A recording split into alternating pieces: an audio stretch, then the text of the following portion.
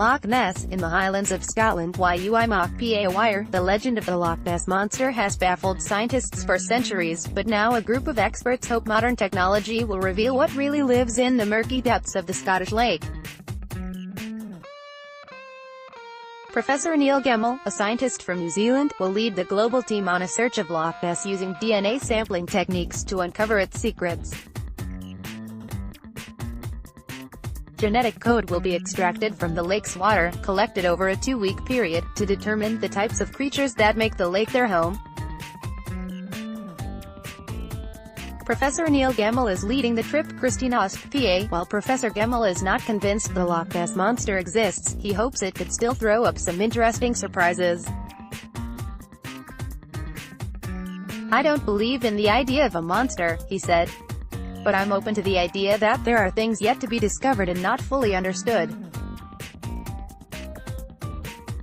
Maybe there's a biological explanation for some of the stories.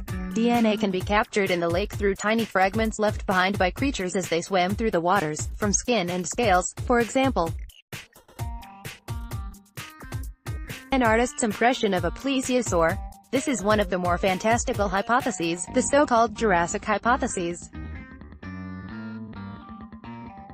Is there any DNA in Loch Ness that is remotely reptilian? Guess we will find out.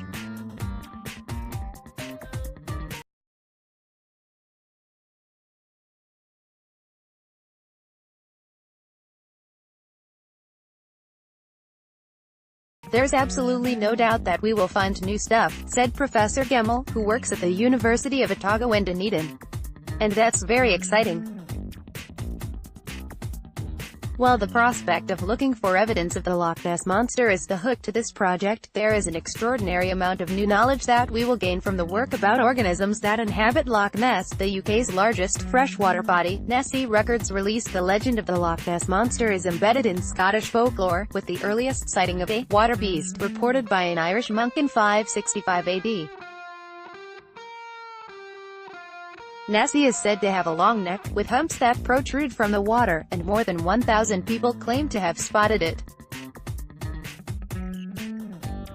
However, many believe the monster could be a large fish like a catfish or sturgeon, theories the scientists will be able to explore during their investigations.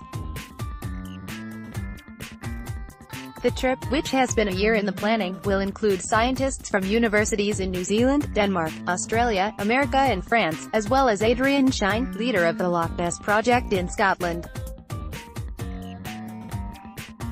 While they hope it will answer some questions about the elusive Nessie, even if they do not find any evidence to explain it, the myth is likely to linger for years to come.